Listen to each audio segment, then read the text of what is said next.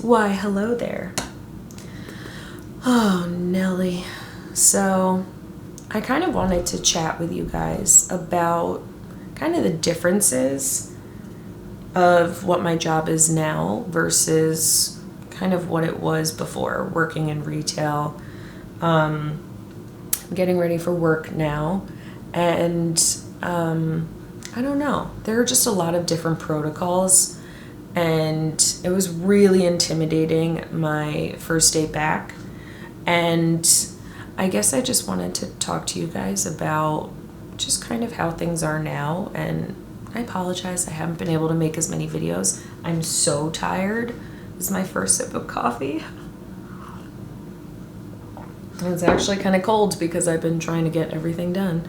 But yeah, I feel like things have definitely changed a lot. And I just wanted you guys to kind of know a little bit about what life is like working in a brick and mortar retail store at a beauty counter. So, what it used to be like was super carefree, easy, didn't really have to worry about too much. Now, I think I'm doing almost more like my bridal makeup, but I don't really care. I'm just getting it done. I'm like, meh. No, don't think about it, just do it. I'm like, I have no time. So right now, when you walk into the store, there are signs that say something along the lines of, the new trend is social distancing, or like, it's super trendy to keep 6 feet from each other. It's cute, but a little bit stupid. But I mean, it does the job, which is true. We need to be 6 feet apart. Do people actually stick by that? Nah, not so much.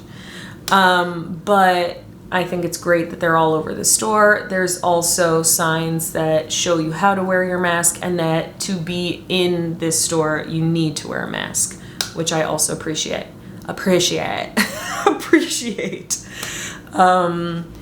Do I feel like people always abide by this? I would say a good 95% of people come in wearing a mask.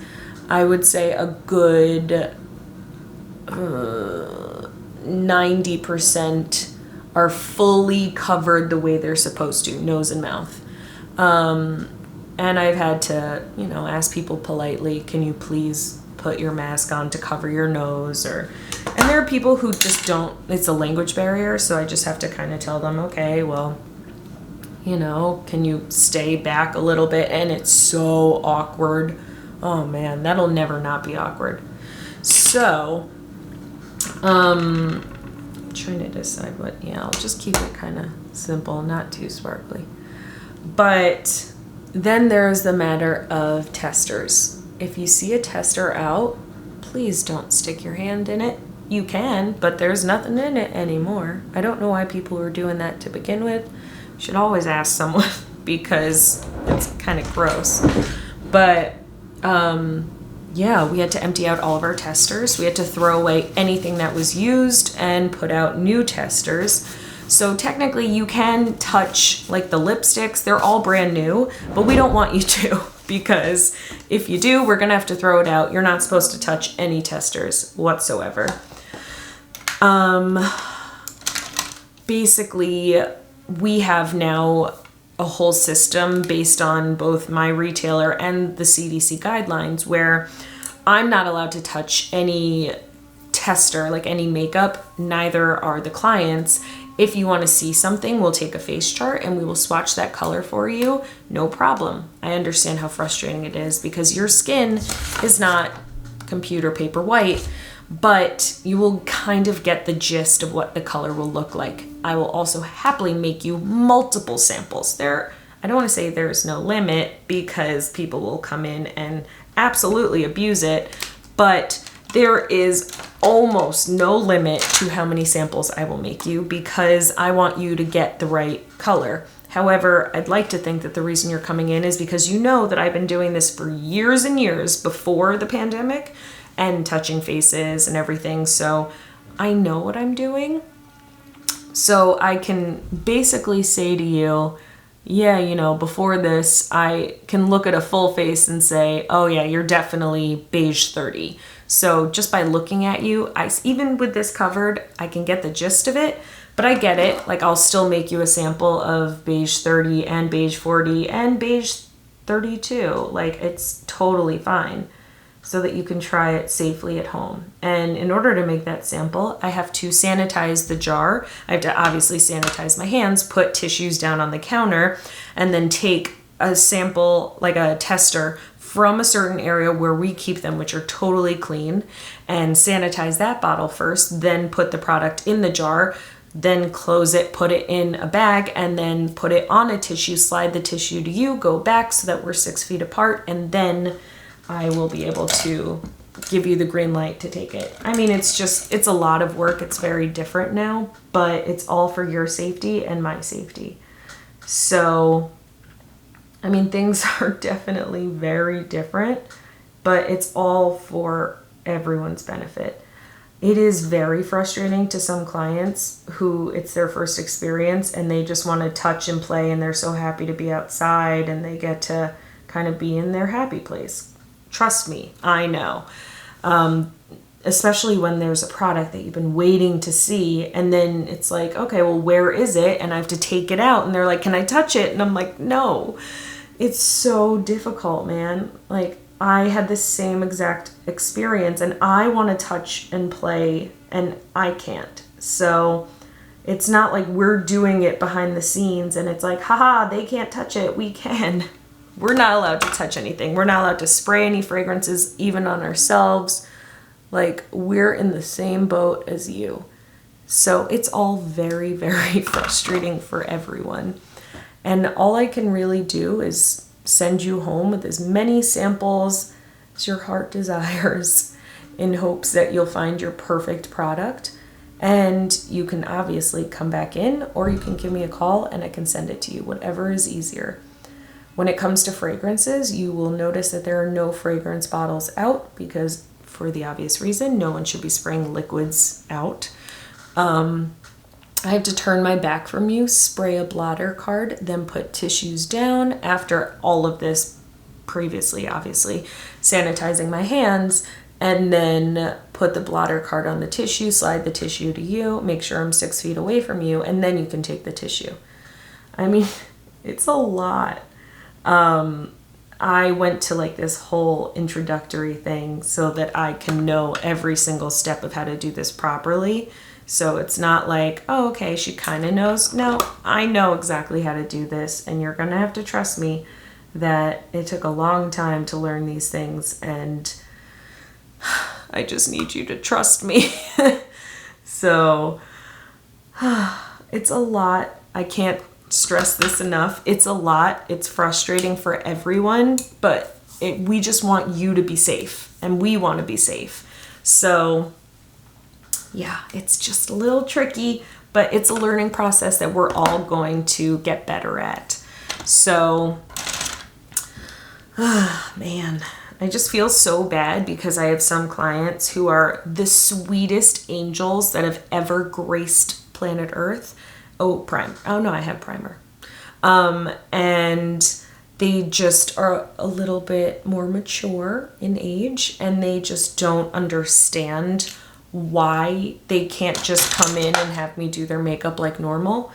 And I totally understand. Like, it's very difficult and it's hard to explain without having to say the blunt, obvious situation, which can sometimes feel a little harsh. So, and some of us are doing private consultations, and it's hard to kind of talk about certain things without, I don't know.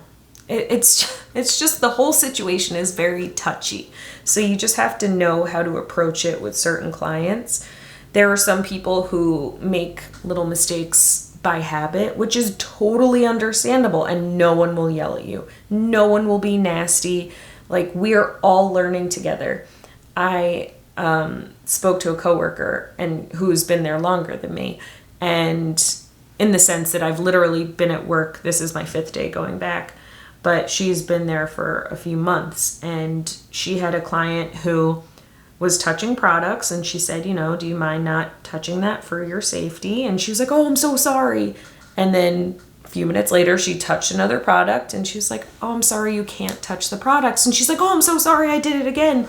Like, it's just natural reaction, because you're all, like, our house is your house. You can normally touch anything you want to, but now it's different, so you can't. And again, no one will yell at you. We want you there. We need you there.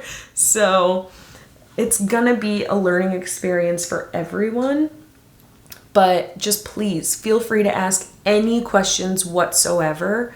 One thing that I appreciated so much was that I had a client who was in the neighborhood, and she was like, yeah, I have a really big sale to make. And instead of ordering online, I'm nearby. Do you want me to just stop by and you can order it for me at the register and you get the commission? And I was like, yes. So I got a really large sale because she was thoughtful enough to not order online and have me do it for her. And I gave her quicker shipping, and I didn't charge her shipping.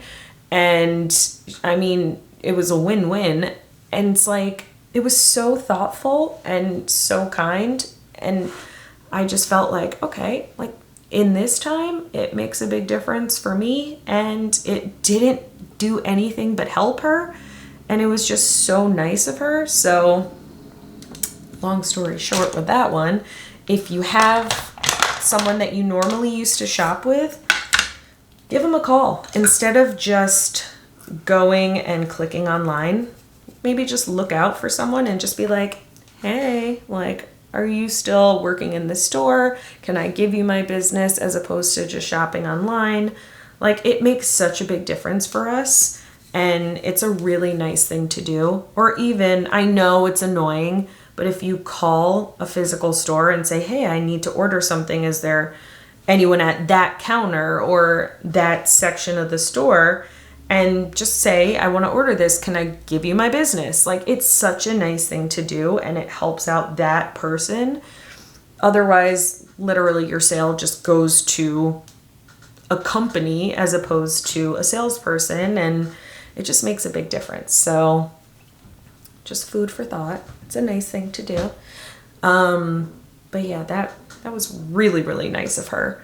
So yeah, I mean, I guess the moral of all of this is that we are doing things insanely safely, like overly safely, which is how we should be doing it. So I wanted you guys to know that it is okay to go into physical stores and try things and to, I was about to say touch things. Don't touch things.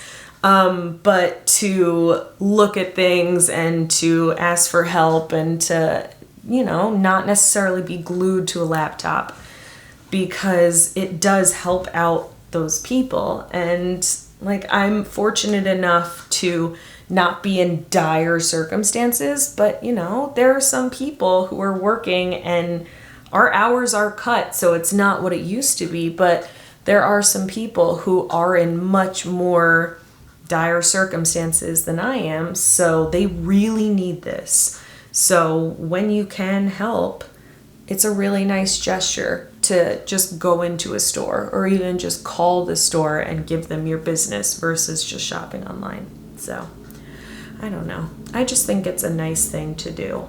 But like, even if I know that our store doesn't sell something and I have a friend who works at a different store, I'm going to call my friend because I want to give her my business, because I know that it'll help her out, as opposed to just shopping online, which I can easily do. I'm a pro. You guys know. But I don't know. I hope you guys are all staying safe. I guess I'm always like, let's end this on a negative note. But I guess the last thing that I wanted to talk about is so sad to me, because I love my store and I love the people I work with, and I just think it's so crazy that we're at this point.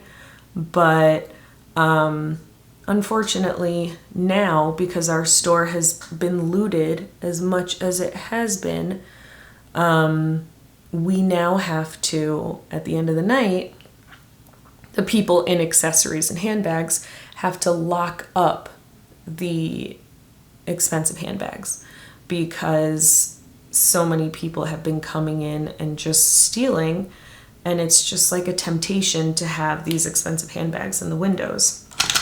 And when Mike picked me up the other day, I was just like, how utterly depressing is this, that now my coworkers have to take time out of their night to lock up things that used to be like, oh, this is so alluring, like walking by the Bloomingdale's window at the end of the night and like, oh, it's so pretty, like, oh, I can't wait to shop there.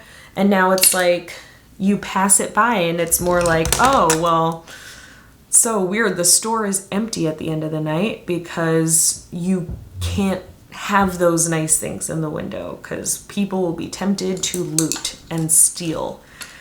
It's just so sad to me, and I don't know. It's very sad.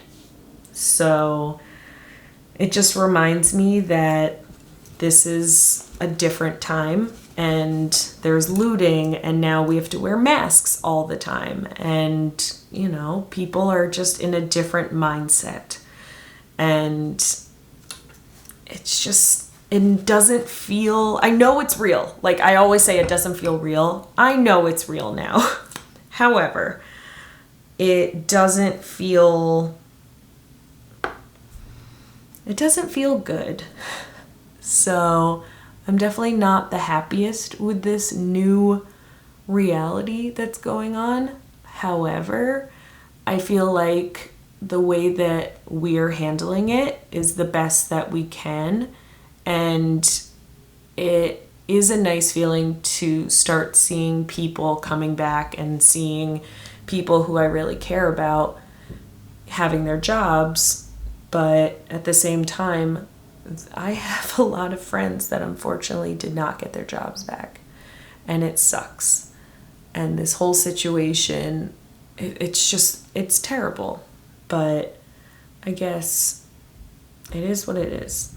So you just have to be grateful for what you have and the people you love and the family and friends that you have, and you just have to do it one day at a time. So, and I am so unbelievably grateful for you guys, because during this whole quarantine, I took my mind off a lot of it because I was just planning videos, and having you guys comment and being more interactive was so awesome.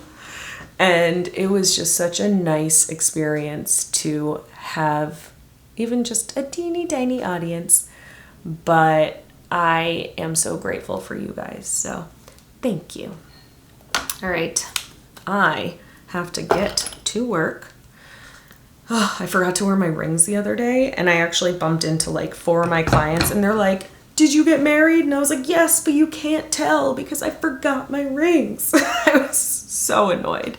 So I'm never doing that again. All right. I am basically ready. All I have to do is finish my coffee and brush my teeth again. Not too bad. It's so weird that I have to wear a mask all the time. And I have to find the perfect mask because one is too small, but it doesn't make me hot. But it pushes your cheeks up like this.